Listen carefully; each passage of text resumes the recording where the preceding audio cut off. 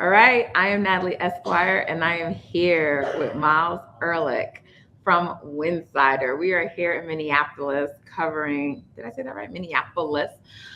We are here covering the WNBA Finals, and in the middle of all of that, the All-WNBA teams were announced, Myles. And I don't know if that's what led to Sabrina making that crazy shot to win the game. We'll talk about that. But the teams were announced in true WNBA Twitter fashion. It sparked some debate and conversations, which, we expect that to happen, right? And so here we are with the teams, first and second team. So Fee and Asia, I'm going to get to Stu in a second. No surprise that they're there. Also, no surprise about Breanna Stewart either. What was surprising to me, Myles, was that when we found out the vote totals, there were two voters who put Breanna Stewart on second team. And in my opinion, Fee and Asia and Stewie should have all been unanimous first team. Absolutely. All right. And then so Caitlin Clark makes all WNBA first team. Really big deal as a rookie. And of course, Caitlin Clark has been in the news cycle all season. And Alyssa Thomas rounded out that first team. So that's your all WNBA first team. And then for second team, Sabrina Ionescu is on second team yet again, another year in a row. Kalia Copper, Nneka Ogwumike, Arike, and Jonquel Jones, right? Okay. So these are the 10 all WNBA players, first and second team. So first, just were there any surprises to you on this team? And were there any snubs? So the first surprise you mentioned was Stewie not getting a unanimous 67 votes for first team. And we got to break that news to Sandy Brondello at availability yesterday. And I can't perfectly quote because there were some expletives in there. But Sandy was just shocked. She was like, who is watching these games and not saying that exactly. Breanna Stewart is a unanimous top 3 player, let alone top 5 player in the WNBA, who is not having her on their ballot at the top with those other 2 names. And I think that was the first thing for me. The next thing was, this is kind of how I expected it to land in terms of, I expected Caitlin on this team because she broke so many records and was just a part of so many conversations that, to me, she was deserving of a spot on the first team. I also think that there's a deeper conversation about media coverage and how that informs voting, because there's a lot that goes to play where you have such a large footprint in the space, and that leads to viewership, and that leads at the end of the day to what moment stood out to me. But in my eyes, I think that Caitlin was deserving. That last spot is where I was pushing for Sabrina so much, but I know we're going to talk about that. Second team, this is where a lot of it falls on just what your voting philosophy is. And for me, if you miss the playoffs, that's where you get into, in a league where 2/3 of the teams make the postseason, that's where you get into are these good stats, bad team situations. And that is, Ka was really, really big for them for so long for Phoenix, and they got a playoff spot. But Arike, who is one of my favorite hoopers to watch in the league, that felt like it could have been edging towards that empty calorie narrative, right? Where she put up the numbers, but did that impact the winning? And for me, I put a lot of weight onto that when you're talking about who are the most 10 impactful players in the WNBA in a season. Right. So it's interesting. I think a lot of selecting these all WNBA teams, even on the first team, I think is about your voting philosophy.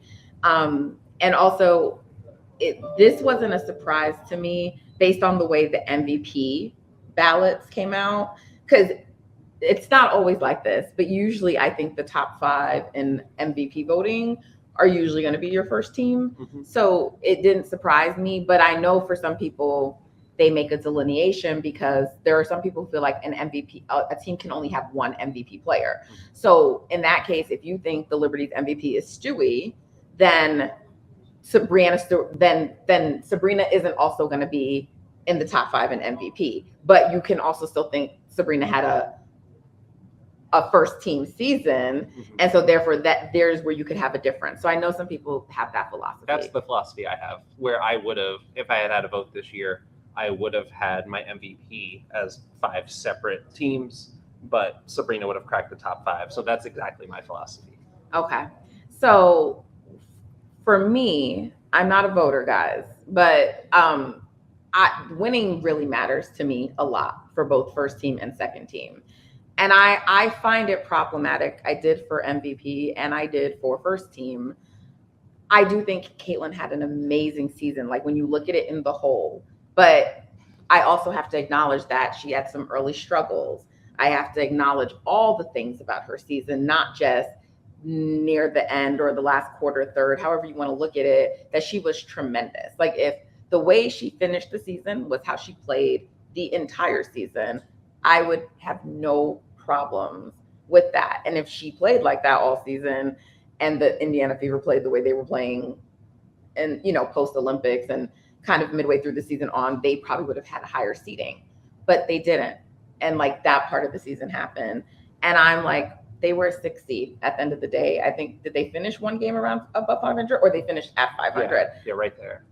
I have a problem saying like you have an MVP player and you have a first team player with that kind of record, because I'm like, what about the teams where there's second, third, fourth? None of them, like, how did you have those kind of records and you don't have an MVP player, you don't have a first team player? And that's where I feel like someone like Nneka gets overlooked in Seattle. She's someone that would have been on my MVP ballot and also would have been on potentially a first team ballot for me. And this is when I do pushback with a player like Alyssa Thomas, where people say, no, Sabrina should have been on there, but it should have been Alyssa. And I'm like, I don't think you guys understand what Alyssa did for that team. And that's when we have to be able to have nuanced conversations, because it's not just about putting up gaudy stats. Like them being the defensive team they are is a large part of the reason why they were the third, they had the third best record in the league. But she's still the person who led that team. She's the engine of that team. She's the reason why they had one of their best starts in franchise history. And so she did make the team. Nneka, we were looking at the vote breakdown here, and there were people who just didn't even include Nneka on a first or second team. And so these were like some of my issues in terms of like my voting philosophy. I do think Sabrina earned a first team spot. I think when I look at her season in totality, and I look at what she means to the Liberty, I think she is the reason the Liberty took another step this year, because she took another step in her game. I think she deserves it. When I look at her season in the totality, even with the struggles, because her and Caitlin's stats are actually very close. But Caitlin is the number 1 on her team. Like, she's the main person. Sabrina, on the other hand, is, I think it's Stewie and then Sabrina. I know they have like you can talk more to how that team functions, but to me, putting up comparable stats to Caitlin, but doing that as the number 2 or not the clear number 1, to me, that's a better season. That's a more efficient season. Like, that's what I value. So again, people look at this differently, but that's where I came down. So I would have definitely had Caitlin on the team. I think she is, I would have had her second team. I think it's great, though, that she still made first team. I think she's had probably a top 3 to 5 rookie season of all time in WNBA history. I think most people kind of think Candace is number 1, and then I think you can debate the others. So she had a tremendous rookie season, and I'm sure next year her sophomore season, will be incredible.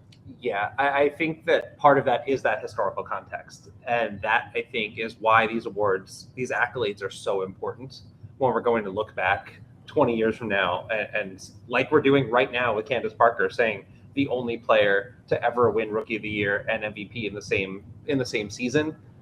There will be conversations about how many rookies were able to make all W teams. So I think for that reason, this matters a lot for Caitlin's legacy.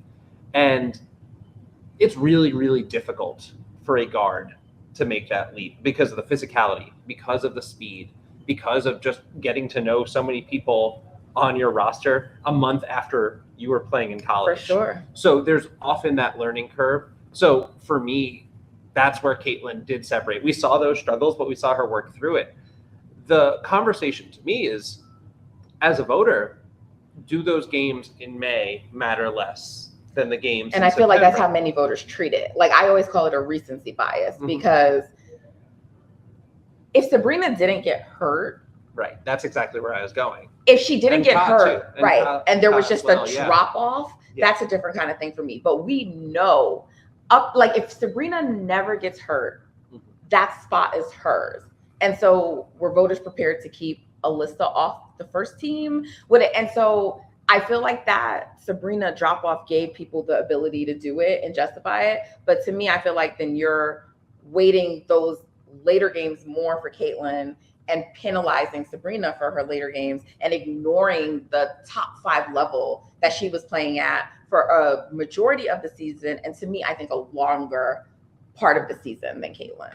Yeah, Sabrina also just has had a fascinating season in terms of coming in. It was supposed to just be more of what it was last year, right? But she set the 3-point mark last year while shooting 44% from downtown, and went into the offseason and said, I need to work on my 3-level scoring and I need to work on my defense. And she did both of those things. And I think that's where the stats, when you look at just counting points per game, rebounds, assists, might not look all that different from last year. But the way in which she became this weapon offensively, in a way that she was mostly a knockdown shooter last year, which was still good enough for second team All-W. But she turned into a 3-level scorer. But yeah, and then midway through the season, they have to start putting the ball in her hands more because of things that happened within injuries or absences on the team.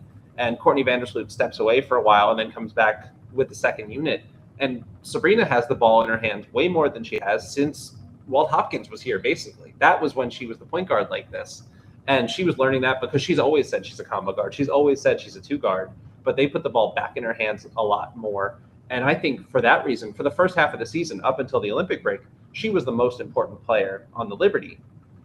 If she does that in the second half, maybe the conversation shifts. And she was until the little. Yeah, she had the not neck the little injury, the neck injury. I don't injury. mean to minimize it like that. But also, Stewie took her game to another level in the second half. Right. And when she's there, it's very easy to then have the conversation of where are the Liberty without Breanna Stewart doing this, and forget that we had months of Sabrina being probably the most important player because of how much she was operating in the pick and roll. And something that was really slight that I noticed was first half, it was Sabrina and Jonquel a lot in the pick and roll. And that was why JJ had her best assisting season, because she worked really hard at the short roll and at making some of those passing decisions. Coming back after the break, it was back to Sabrina and Stewie in the pick and roll. And I think that's why we saw JJ's numbers go down a bit, but also why we saw Breanna Stewart's numbers skyrocket. And I think that also just goes to speak to Sabrina Ionescu's impact. Right. And I'm glad you mentioned all of this, because I also think that she gets penalized for being on a better team. There's this idea, this notion that Caitlin doesn't have as good of teammates. And no, like Aaliyah Boston and Kelsey Mitchell, we're going to talk about her too, are not at that level yet, but Caitlin has very good teammates and they shouldn't be minimized. I thought Kelsey Mitchell should have been on the second team. And I think a number of people, we don't get the votes to see where other votes were casted. I wish we did. I wish we got to know everybody's votes. But I think a number of people maybe thought she should have been on the team instead of Enrique, right? And so, again, a lot of this, like you said, is voter philosophy. And I want to be clear, because last night, Sabrina made like a little, she was asked a question, and the question was sort of leading in a playful way, guys. Like, we're in the media room, so we hear it, but it was just like, like, was that like a get back sort of? I'm like paraphrasing, but so when Sabrina makes this statement about, it's just a second team, performance shot, whatever it is she said, some people are kind of hearing that or reading the quote and taking it the wrong way. I don't even think Sabrina is knocking any player who made the team over her. If anything, she's throwing a shot at the media and saying, like, you guys don't know what you're doing. So this is just us here talking about this and our different philosophies. By the way, neither of us voted this year, but Myles has been a voter in the past before. So there's no right or wrong answer. It's just what people think. Do I mostly think they got the right 10 players for the most part? Yes, I would have really liked to see Kelsey Mitchell on an All-WNBA team, but this stuff does matter for legacy purposes. And that's why I'm upset that someone like Sabrina, to me, I don't feel like this second team reflects the season that she had and what the Liberty did. And obviously, if they go on to win the finals, that will be the most important thing. And that will be the reflection, but it matters for her legacy, you know? And I do think sometimes voters get so caught up in, oh, this player's legacy, and we got to do this. And it sometimes makes them overlook certain things. And I don't want to say that's what happened here, but it's another reason why I take these votes so seriously when they do these awards. I totally agree. And to that end, covering Jonquel Jones all year, I was thrilled that she got that last spot because she was the 10th player on these teams, and it's her 4th honor on the All-W teams, and she has an MVP on her resume. She's got everything but a championship, but what she does to help anchor this defense, especially, that's what enables Breanna Stewart to roam everywhere defensively, is knowing that you've got JJ at that back line, or her physicality and her ability and agility to be 6'6" and come up to the level and defend and blow up actions, and her rebounding, all of it just really contributes to what New York is as a cohesive unit. So we look, and there were 8 teams represented on these All-W teams. 7 teams had 1 player, and then the Liberty had 3 players. So that just goes to show just how impactful as an entire unit this team was. And it's reflected in one of the best net ratings that we've seen in WNBA history. So I'm glad that there were 3 players that were receiving accolades, even if we could say, should Sabrina have been on 1 or 2? Right. And we always debate these kinds of things. We do it in the WNBA, we do it in the NBA. So let's not act like silly about it when we do it, people, because we do it on the men's side as well. Like we talk about who should have made it, who was snubbed, you know, all of these things. I do think that, you know, I hope as the league grows and there's more attention, that the league is giving a lot of thought to who they are making voters, who's really watching games throughout the season and covering this league, because even thankfully Nneka made it, but the way the vote total went for her doesn't make a lot of sense, you know? She was on 44 of 67 ballots and 11 first place, 33 second place. That just is not good enough. And I understand it's hard to stay up for these West Coast 10 p.m. starts, but like, if you are one of these 67, that is your job. Sorry, that's where I am with that. No, it is your job. And it's like frustrating because especially, you know, like I'm not sure about this on the WNBA side, but is it like the NBA where these awards can also affect like what kind of bonuses or what they get? Yeah, unfortunately, the bonuses are not very large. Right. It is just over 10,000 for first team and 5,000 for second team, but it absolutely affects negotiations. And I'm not sure if there can be extra bonuses built into the contracts, because I would expect most of these players, if not all of them, are already at the max salary that are at this top 10, just because of how the salary cap works. But yeah, there is a little bit of a financial incentive, and that is something you can carry into your next contract. And that's why it's important to get the voting right. I have one last point to make. It's not really a question. If you have a response to it, let me know. But 2 things that I thought was interesting about the vote. One is that A'ja Wilson was the only Aces player, which was not the case last season. And I tweeted about that, and people seem to take that as like me trying to say like the Aces aren't stacked. And that wasn't my point. They're like, there's Olympians, and then like my point was not that they're not a talented team, because they are. My point is that if none of her other teammates could make an All-WNBA team this year, that shows you there was a difference in this team. And to me, it supports the argument of like the load A'ja had to carry, because I think a lot of times people minimize it. I think it was like, you have 4 Olympians, and like, why aren't you guys, you're only 4th, and why aren't you higher? And I felt it's like A'ja's carrying actually a much bigger load this year to me, which was also a part of her MVP case. So I thought that was interesting. But the other thing that is interesting to me too about the votes is just that I actually lost my train of thought, so I'm not going to go there. But did you have a thought on what I just I got said? you. I got you.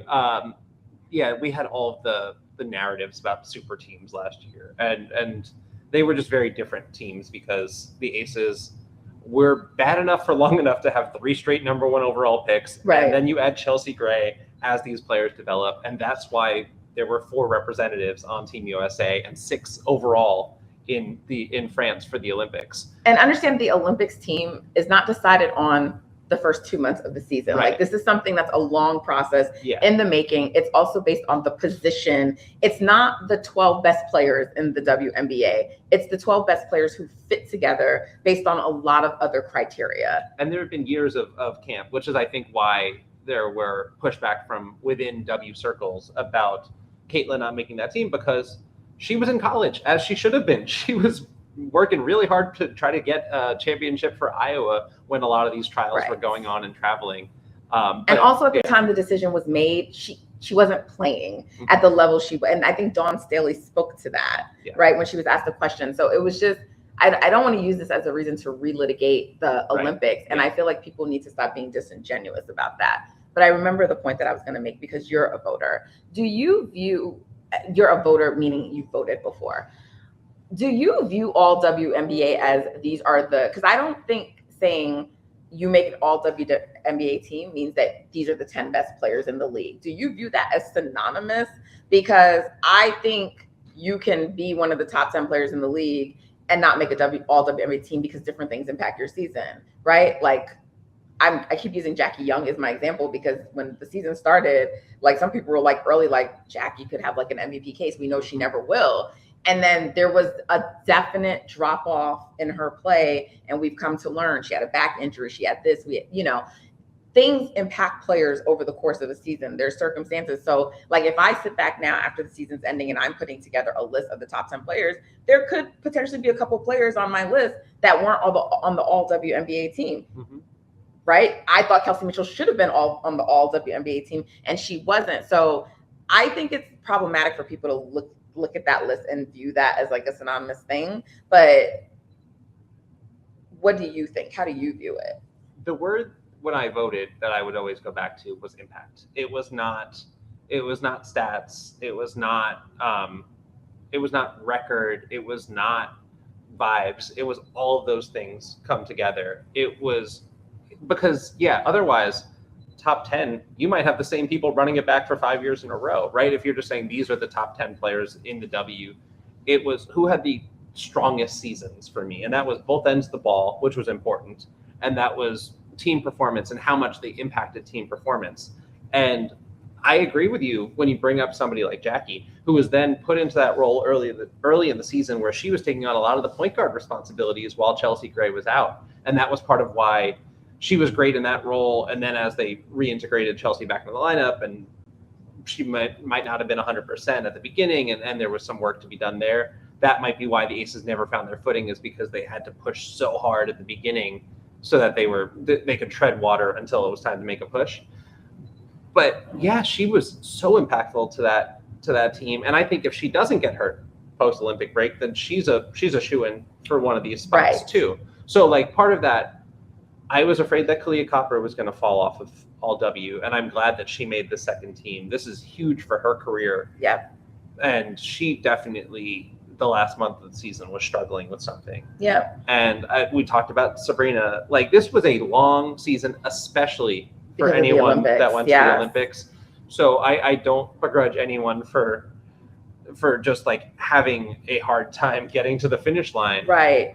But when the voting is reflected, for me, it was always just who are the most impactful players that season, all around that season. And that's how I look at it too. I mean, we could differ slightly in things, but overall, it's like, guys, this is based on this season. It's not, because people use awards and titles and things to push certain narratives for different things. And so as someone who has voted, I wanted to know your view on it. So look, this was a philosophical discussion, but I enjoyed it nonetheless. And congratulations to the 10 players that did make All-WNBA.